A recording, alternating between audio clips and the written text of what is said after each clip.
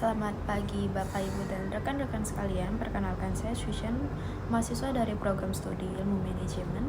Pada kesempatan kali ini saya akan mempresentasikan hasil proyek akhir ALP dengan judul Analisis Kondisi Makroekonomi dan Usulan Kebijakan Pembangunan Ekonomi di Provinsi Maluku Utara. Provinsi Maluku Utara merupakan wilayah kepulauan di bagian timur Indonesia yang memiliki beberapa potensi besar seperti di sektor pertanian, perikanan, dan pertambangan.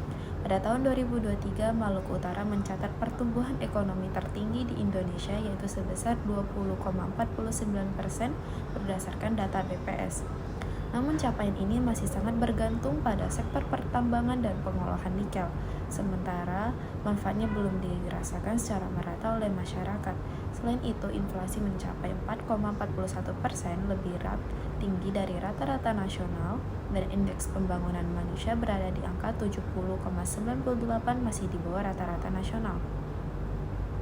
Sementara tingkat kemiskinan di angka 6,46, lebih rendah dari rata-rata nasional, dan tingkat pengangguran terbuka sebesar 4,31%, yang juga lebih rendah daripada rata-rata nasional. Beberapa kondisi ini menggambarkan bahwa pembangunan ekonomi di Maluku Utara perlu diarahkan pada diversifikasi sektor dan pemerataan kesejahteraan, agar pertumbuhan yang tinggi juga dapat dirasakan oleh seluruh lapisan masyarakat. Pada kondisi makroekonomi tahun 2023, berdasarkan data BPS tahun 2023, pertumbuhan ekonomi mencapai 20,49%, inflasi sebesar 4,41%, tingkat pengangguran terbuka berada di 4,31%, tingkat kemiskinan sebesar 6,46%, dan indeks pembangunan manusia di angka 70,98. Dari data tersebut terlihat bahwa pertumbuhan ekonomi memang tinggi, tetapi masih diiringi oleh beberapa tantangan seperti inflasi yang cukup tinggi dan kualitas sumber daya manusia yang perlu ditingkatkan. Hal ini menunjukkan bahwa keberhasilan ekonomi belum sepenuhnya mencerminkan kesejahteraan masyarakat.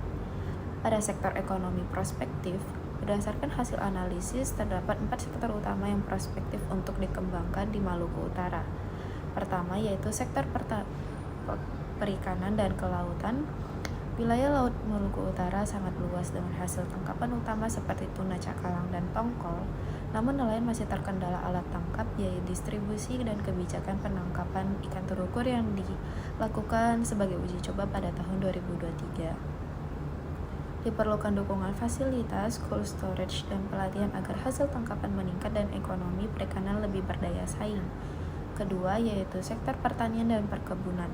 Produk unggulan seperti pala dan congkeh merupakan identitas Maluku Utara sejak zaman kolonial. Namun hasil panen masih dijual secara mentah. Pemerintah perlu mendorong agroindustri rempah agar bernilai tambah dan menyejahterakan petani. Ketiga, sektor pariwisata dan ekonomi kreatif.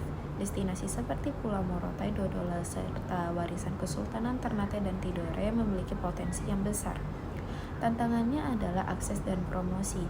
Dengan infrastruktur dan digital marketing yang baik, pariwisata bisa menjadi penggerak ekonomi yang baru. Keempat, sektor UMKM lokal yang fokus pada produk kue tradisional seperti bagia kenari dan lapis khas Tidore. Produk ini memiliki ciri khas tetapi masih kurang dalam inovasi kemasan dan promosi. Pemerintah perlu memberikan akses modal dan pelatihan digital marketing agar UMKM bisa berkembang lebih pesat lagi. Pada usulan kebijakan, dari hasil analisis tersebut terdapat beberapa arah kebijakan yang diusulkan. Pertama, melakukan diversifikasi ekonomi agar tidak bergantung pada pertambangan dan pengolahan nikel. Kedua, yaitu meningkatkan kualitas sumber daya manusia melalui pendidikan vokasi dan pelatihan kerja yang relevan dengan kebutuhan industri. Ketiga, yaitu memperkuat infrastruktur dan konektivitas antar pulau seperti fasilitas pelabuhan, jalan, dan cold storage untuk mendukung distribusi hasil produksi. Keempat, memberikan dukungan permodalan dan inovasi digital bagi UMKM lokal agar mampu bersaing lebih luas. Dan terakhir adalah memperhatikan pengolahan sumber daya alam yang berkelanjutan agar pertumbuhan ekonomi yang tinggi tidak mengorbankan lingkungan.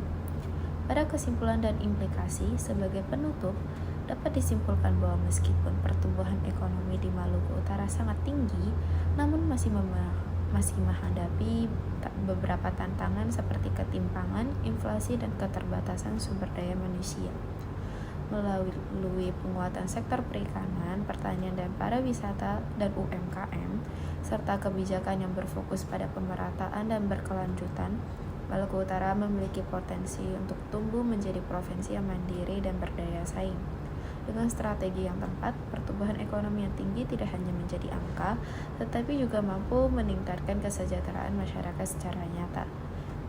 Demikian presentasi saya hari ini. Terima kasih atas perhatian Bapak dan Ibu dosen serta rekan-rekan semua.